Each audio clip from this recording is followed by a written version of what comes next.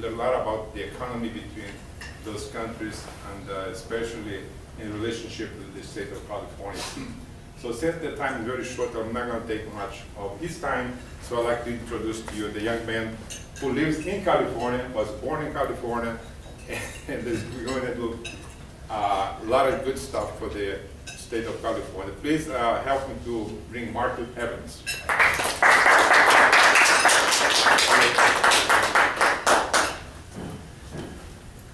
I'm just going to put this right up here. I'm going to give a speech today about the new book I just published 2 months ago called California's Next Century 2.0. It's available on Amazon. If you type in California's Next Century on any internet search engine, pages of book reviews, articles, and videos that 22 California cities have already spoken at pop up. Or you can type in Marcus Ruiz Evans, and again, internet pages with book reviews, articles, and movies pop up. I have flyers I'll pass out at the end. I'm going to give a list of goals that this book can achieve, and they're going to sound radical.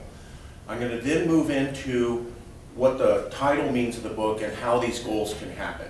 So first the goals, and then the speech, and then I'll turn it over to questions. Please ask harsh questions. Don't hold anything back. I've heard most of them before. First, the radical claims. Number one, half of your taxes removed. Number two, half of the bureaucracy of running a business in California gone. Three, the debt of California somewhere around $15 to $25 billion paid off. Four, 200,000 new white-collar jobs, 50,000 new blue-collar jobs, a metric improvement in the quality of elected and appointed government officials like you've never seen before, a return to local control at the county level for most of the issues you deal with like you haven't seen since the 1960s, an improved economy, a way to get out of the recession right now, and the ability to create a recession-proof economy for California that will last into the next 100 years. Plus, the promise that you, your kids, your grandkids, and maybe your grandkids' grandkids will never ever go through the economic difficulty that you're living through right now. And all of these things at the same time. Radical, yes, I know. Here's how it's possible. And this gets at the title of the book. In the next 20 years, there are going to be new superpowers with the same amount of money and raw influence in their quadrant of the earth as America's had. It's not that America's going down, but that you have what's called the rise of the rest. These other economies have figured out that the way that America does it is the way to make money and move ahead. In the 1980s, something happened. America won the Cold War, and it then became the victim of its own success. Go back to 1945, World War II ends. The world's basically broken up into two spheres. You have communism, dictatorship over everyone's life, control of the economy, and then you have a capitalist democracy system championed by America and a few other countries. But basically America was the prime example of that. And people looked to America as, well, okay, that's an example of democracy and capitalism. And then the other option was horrible, a controlled economy and control of everyone's life. That made it where America seemed to be kind of the only other option to go for. Now, in the future, we're going to have not just one example of democracy and capitalism, but 7.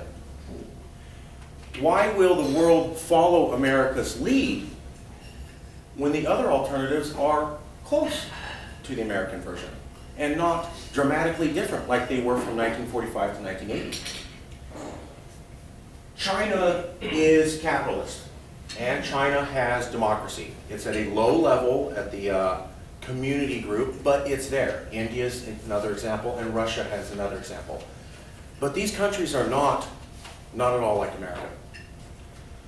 In the future, as these countries become as big and as powerful as America, they will want to have influence over their section of the earth the way that America has influenced most countries since 1945. They want to be America for their region.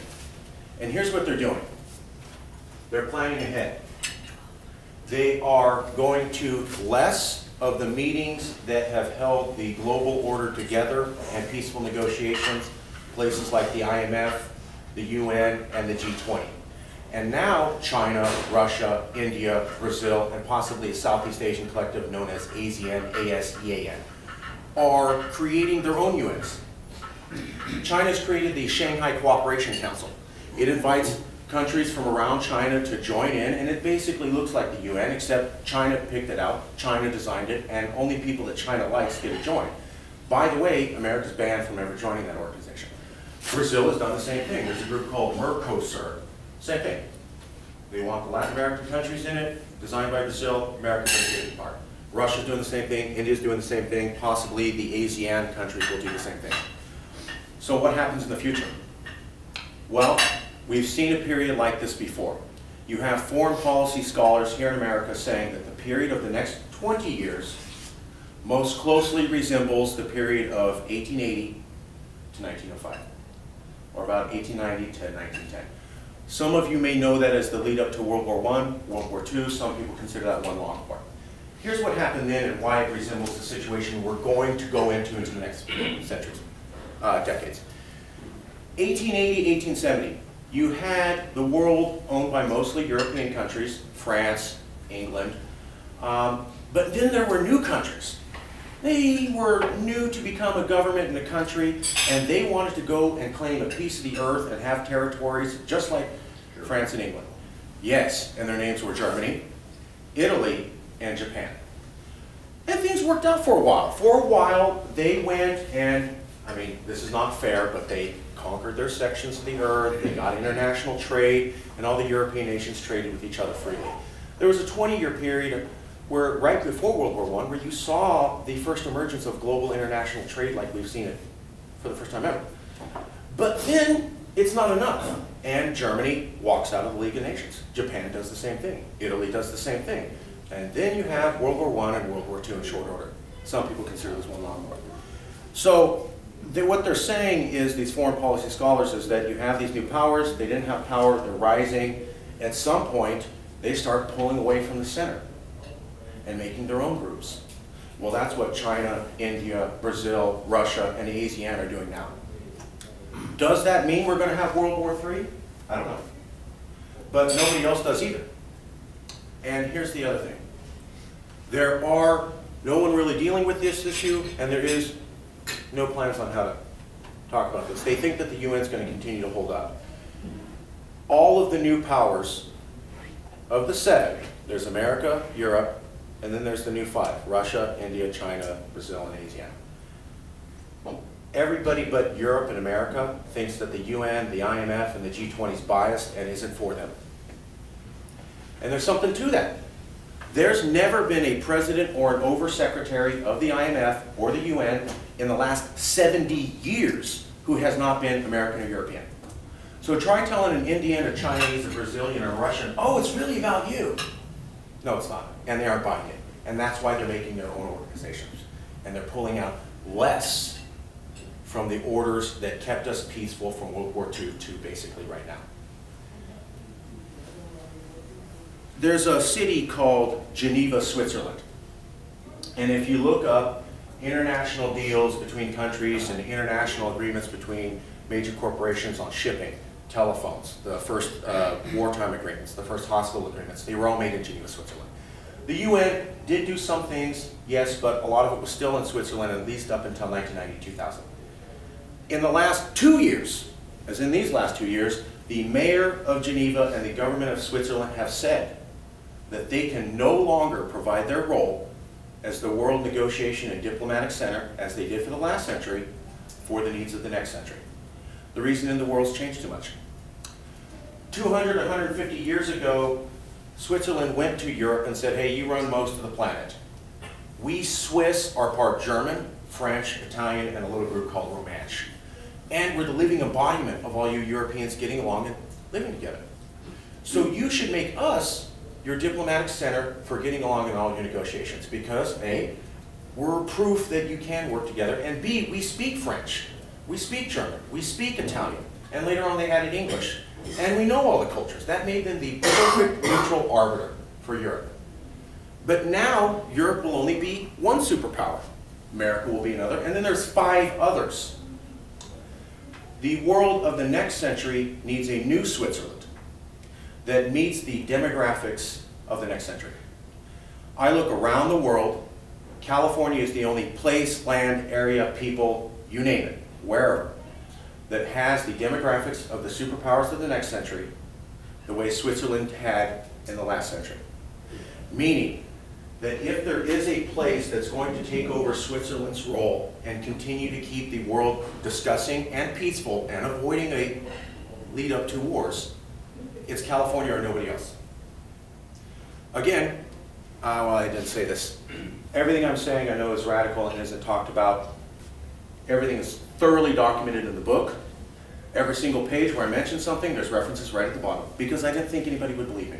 So it's all there. Plus there's a 30-page section at the back going over terminology.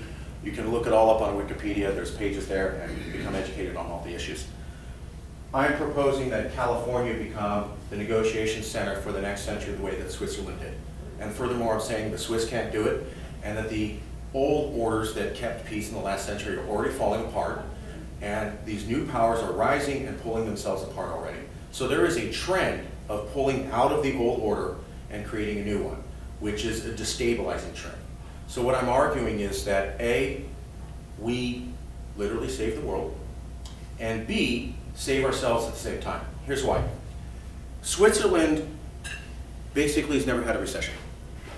Switzerland has had the highest living standard in the world for the last 200 years. And Switzerland has the lowest rate of unemployment in the world today. That's not an accident. They are always having money and ideas and people coming in. Even when times are bad, corporations have to negotiate, countries have to negotiate, so they always have an inflow of money coming in because the service that they provide is something the world needs even in tough times. But they're going to be able to provide it less, and the world's going to them less. We can take that economy and become the new nexus negotiation center for the corporations and the governments of the future. And then we can have that permanent recession-proof economy that Switzerland has had for the last 200 years. It wasn't an accident their economy acts like this. We can take that. Furthermore, they can't do it anymore, and furthermore, nobody else is going to do it. So, A, get ourselves out of the recession, secure our economy for the next 100 years, make ourselves rich and save the world, or B, let the world continue to disintegrate, see what happens in a couple decades, and stay in this recession in California. We're 5 years into this recession. Nobody has any idea on if it's over or when we're going to get out. We're the worst hit state in all of America for this recession, and the worst recession in 100 years. And I have it thoroughly documented in the book. If you are Republican, Democrat, liberal, whatever, multiple national news reporters, commentators, there are no new ideas.